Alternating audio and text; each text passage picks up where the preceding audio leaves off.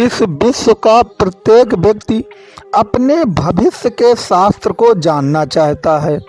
आज अगर कोई व्यक्ति तनाव में जीवन जी रहा है तो भविष्य में मोक्ष कब प्राप्त होगा ये वो जानना चाहेगा।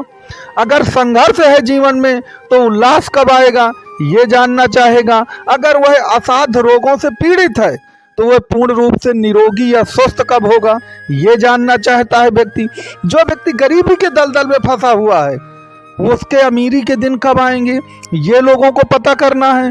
दुखों के बाद सुख का समय कब आएगा उस प्रतिपल का हर व्यक्ति को इंतजार है। और झोपड़ी में रहने वाला व्यक्ति महलों में कब पहुंचेगा, इन सब प्रश्नों का जवाब आपको भविष्य शास्त्र में मिलता है। तो जो भी मिथुन राशि या मिथुन लग्न के जातक हैं वास्तव में उनका भविष्य शास्त्र क्या कहता है और अपनी कुंडली को देख करके वो कैसे अपने भविष्य के शास्त्र को अच्छा कर सकते हैं, इसी पर पूरा वीडियो आधारित है। आप अंतिम तक पूरा वीडियो जरूर देखिएगा। तो मित्रों, यदि आप मिथुन लग्न या मिथुन राशि के हैं तो एक बात पहले नियम ज्योतिष का याद रखिए कि आपकी कुंडली के स्वामी बुधदेव हैं। अब बुध के परम मित्र कौन है? शुक्र, शनि और राहु।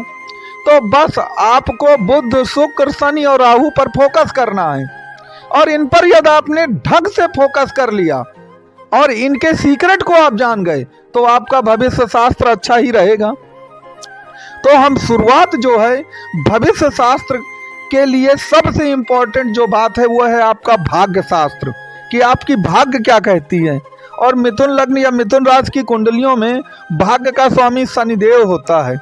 तो यदि आप अपने भाग्य को जगाना चाहते हैं तो एक रूल हमेशा याद रखिएगा कि जिस भाव पर शनिदेव विराजमान है आपकी कुंडली में उस भाव से संबंधित कोई भी गलत काम आपको नहीं करना है, क्योंकि जो शनिदेव हैं वही ईमानदारी के और कठोर परिश्रम के प्रतीक माने गए हैं।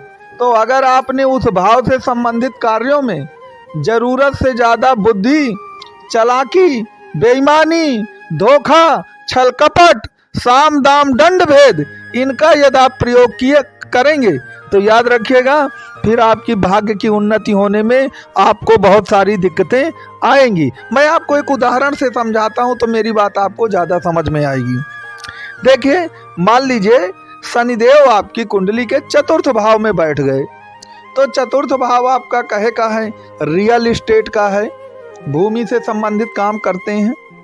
आपके मन और दिल भी कहलाता है वो, आपका भवन और वाहन भी कहलाता है चतुर्थ भाव, माता का भी भाव है। तो मान लीजिए आप रियल एस्टेट का बिजनेस करते हैं और उसमें आप सोचें कि मैं बेईमानी और छल कपट से कोई काम कर लूं और अगर शनिदेव बैठे हैं आपके चतुर्थ भाव में तो याद रखिएगा आप 100% फंसेंगे और भाग्य आपका साथ नहीं देगी। क्योंकि शनि तो कुल मिलाकर आप जानते ही ना कि शनि कठोर परिश्रम है, आपका ईमानदारी है, डेडिकेशन के साथ काम करने को शनि कहते हैं। तो अगर आप शनि के मूल सिद्धांतों से अलग हो जाएंगे तो याद रखिए फिर भाग्य आपकी कहाँ उन्नत करेगी। तो इस बात को आप याद रखें। तो मैंने आपको एक सूत्र बता दिया। अब शनि आपके जिस जिस भाव में बैठे हैं उस भाव में क्या क्या प्रॉपर्टीज हैं उनसे संबंधित कार्यों में आपको ईमानदारी बरतनी है। तो अब प्रश्न वही उठता है कि लोग कहेंगे कि महाराज आज की इस कलयुग में अगर हम 100% ईमानदारी पे उतर आएंगे तो पूरी दुनिया बेईमान हो जाएगी हमारे लिए। अगर पूरी दुनिया बेईमान हो गई हमारे लिए तो हम तो बर्बाद हो जाएंगे। तो 100% ईमानदारी से तो काम नहीं चलना ना। तो उसका भी एक सूत्र है। मैंने क्या कहा कि बुध के परम मित्र राहु हैं। ये देखिए कि राहु कहाँ बैठे हैं। अगर राहु मान लीजिए आपके जिस भी भाव में बैठे हैं वहाँ पे साम दाम दंड भेद, छल कपट, झूठ फरेब सब प्रयोग हो सकता है वहाँ पर, ये ध्यान दीजिएगा।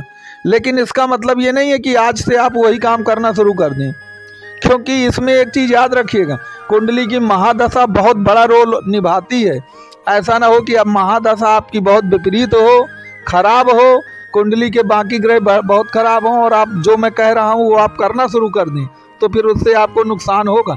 मैं आपको एक केवल सिद्धांत बता रहा हूँ, हम ये नहीं कह रहे कि आप ऐसा करिए गलत काम, ये चीज ध्यान दीजिएगा। तो कहने का तात्पर्य मेरे ये है कि जहाँ पर राहु विराजमान होते हैं वहाँ थोड़ा 19-20 जो है वो चलेगा। वहाँ पर तो आप सोच सकते हैं, लेकिन जहाँ पर मान लीजिए शनि विराजमान है वहाँ पर ये नहीं चलेगा। जहाँ पे गुरुदेव बृहस्पति विराजमान होते हैं वहाँ ये नहीं चलेगा कुल मिलाकर के। तो कुंडली का जो मूल तत्व है वह आपको पूर्ण रूप से समझना चाहिए। मान लीजिए मैंने अभी चतुर्थ भाव का उदाहरण दिया शनि का। मान लीजिए चतुर्थ भाव में राहु बैठे होते तो थोड़ा 19-20 आपका चल जाएगा। अगर आप थोड़ा ज़्यादा बुद्धि प्रयोग करते हैं, साम दाम दंड भेद का प्रयोग करते हैं, तो ये बात राहु में लागू होगी लेकिन शनि में लागू नहीं होगी। तो मैंने आपको शनि और राहु के रूल बताए। अगर आप अपने भविष्य को अच्छा करना चाहते हैं, अब यहाँ पर बहुत सारी चीज़ें हैं कि राहु और शनि किस राशि में बैठे हैं, किस नवांश में बैठे हैं, कितनी डिग्री में बैठे हैं, किस नक्षत्र में बैठे हैं, ये सब कुछ देखना पड़ेगा कुंडली में, तभी जा करके एक सही रिजल्ट 100% आपको मिलेगा। तो इसके लिए अगर आप कुंडली का विश्लेषण कराना चाहें तो आपको नंबर प्रदान किए गए हैं, दिए गए नंबर पर आप कॉल या व्हाट्सएप कर सकते हैं। अब देखें, आपकी कुंडली का जो स्वामी है वो तो वास्तव में बुधदेव है। तो बुधदेव क्या है? बुद्धि है, व्यापार है। तो जहां पर बुधदेव बैठे हैं, अगर उससे संबंधित व्यापार आप करेंगे और अपनी बुद्धि का हमेशा प्रयोग करेंगे तो आपको लाभ 100% मिलना है। अब आप कहेंगे कि महाराज बात समझ में नहीं आई मेरे, तो मैं आपको बता दूं कि जैसे मान लीजिए बुधदेव जो हैं आपके 3rd भाव पर बैठे हैं। अब 3rd भाव कम्युनिकेशन का है, इंटरनेट का है, घूमने फिरने का या टूरिज्म का है। तो अगर आप टूरिज्म का काम करेंगे या ऐसा कोई काम करेंगे, इंटरनेट का ऑनलाइन काम करेंगे, तो बुधदेव 100% आपको लाभ देंगे। अब ये एक चीज़ यहाँ पे याद रखिएगा कि मैंने क्या बताया कि बुध आपकी बुद्धि है।